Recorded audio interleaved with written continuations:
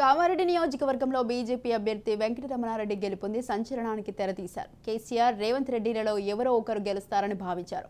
కానీ అనూహ్యంగా ఇక్కడి నుంచి ఉత్కంఠభరితంగా సాగిన కామారెడ్డి పోరులో చివరకు బీజేపీ అభ్యర్థిని విజయం వరించింది. సమీప ప్రత్యర్థి కేసీఆర్పై బీజేపీ నేత రమణారెడ్డి విజయం సాధించి బీఆర్ఎస్ శ్రేణులకు భారీ షాక్ ఇచ్చారు. అయితే సీఎంతో పాటు మరో పార్టీ సీఎం అభ్యర్థిని ఓడించి తెలంగాణ రాజకీయాల్లో హాట్ టాపిక్గా మారారు బీజేపీ నేత వెంకటరమణారెడ్డి. కామారెడ్డి రాజకీయం రసవత్తరంగా సాగింది. సీఎం కేసీఆర్ పై పీసీసీ చీఫ్ రేవంత్ రెడ్డి పోటీ చేస్తుండటంతో జనం చూపంతా ఆ నియోజకవర్గంపైనే పడింది. అయితే ఇద్దరు అగ్రనాయకుల్ని ఢీకొట్టేందుకు బీజేపీ కూడా మంచి పేరున్న లీడర్నే రంగంలోకి దించబోతుందనే చర్చ కూడా జరిగింది. మొదట ధర్మపురి అరవింద్ను పోటీ చేయిస్తారనే చర్చ నడిచింది. కానీ బీజేపీ అనూహ్యంగా స్థానిక నేతనే రంగంలోకి దింపి అందర్నీ ఆశ్చర్యపరిచింది. కాటిపల్లి వెంకటరమణారెడ్డి సీఎం కేసీఆర్ను, రేవంత్ రెడ్డిని ఢీకొన్న బీజేపీ అభ్యర్థి. ఈయన కేసీఆర్ అంత గొప్ప నాయకుడూ కాదు, రేవంత్ లాగా ఎమ్మెల్యే, ఎంపీగా పోటీ చేసిన అనుభవమూ లేదు. తెలంగాణ అసెంబ్లీ ఎన్నికల్లో ప్రధాన ఆకర్షణగా నిలిచిన నియోజకవర్గాల్లో కామారెడ్డి ఒకటి. సీఎం కేసీఆర్ తన సొంత నియోజకవర్గం గజ్వేల్తో పాటు కామారెడ్డిలోనూ పోటీ చేశారు.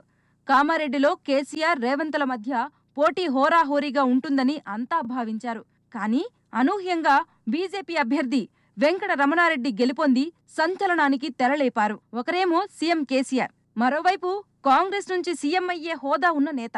అయినా బీజేపీ నేత రమణారెడ్డి సైలెంట్ గా తన పని తాను చేసుకుంటూ పోతూ వారిద్దరికీ షాక్ ఇచ్చారు. కామారెడ్డిలో బీఆర్ఎస్ నుంచి కేసీఆర్, కాంగ్రెస్ అభ్యర్థిగా రేవంత్ రెడ్డి, బీజేపీ నుంచి వెంకటరమణారెడ్డి బరిలో నిలిచారు. అనూహ్యంగా బీఆర్ఎస్, కాంగ్రెస్ అభ్యర్థులను ఓడించి కామారెడ్డిలో విజేతగా నిలిచారు బీజేపీ అభ్యర్థి. ప్రజలందరూ నాకు మద్దతుగా ఉన్నారు. ప్రజలందరూ కూడా మంచి జరగాలి, non corruption free, non corruption కాన్స్టిట్యున్సీగా ఉండాలి, అవినీతి రహిత నియోజకవర్గంగా ఉండాలని ప్రజలు కూడా కోరుకుంటున్నారు. కాబట్టి ఎక్కడ కూడా రాబోయే కాలంలో ఏదైతే నేను ప్రజలకు మాట ఇచ్చినా మాట మీద ఉంటానని చెప్తున్నాను.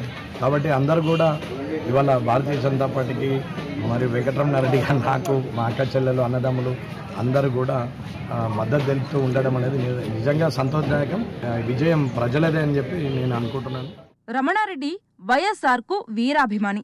కాంగ్రెస్ పార్టీ ద్వారా రాజకీయాల్లోకి అడుగుపెట్టారు. కాంగ్రెస్ సీనియర్ నేత షబ్బీర్ అలీ శిష్యుడుగా కూడా ఉన్నారు. వైఎస్ఆర్ చనిపోయాక కాంగ్రెస్ పార్టీని వీడి జగన్మోహన్ రెడ్డి పెట్టిన వైఎస్ఆర్సీపీలో చేరారు. ఎమ్మెల్సీ ఎన్నికల టైంలో బీఆర్ఎస్ కు మద్దతు కూడా తెలిపారు. ప్రస్తుతం బీజేపీలో కొనసాగుతున్న రమణారెడ్డికి గతంలో జిల్లా పరిషత్ చైర్మన్ గా పనిచేసిన అనుభవమూ ఉంది. రియల్ ఎస్టేట్ వ్యాపారాలతో ఆర్థికపరమైన సంబంధాలు కూడా ఉన్నాయి. తండ్రి పేరిట ఓ ట్రస్ట్ ఏర్పాటు చేసిన రమణారెడ్డి కామారెడ్డి నియోజకవర్గంలో సొంత ఖర్చులతో పలు అభివృద్ధి కార్యక్రమాలు కూడా చేశారు. తాతల నుంచి వస్తున్న ఆస్తుల్ని ప్రభుత్వ స్కూళ్లు, కాలేజీలకు విరాళంగా ఇచ్చారు. బీజేపీతో సంబంధం లేకుండా తాను వ్యక్తిగతంగా ఓ మేనిఫెస్టో కూడా ప్రకటించారు రమణారెడ్డి. ఏ ఊళ్లలో ఏం పనులు చేయించబోతారో కూడా మేనిఫెస్టోలో వివరించారు.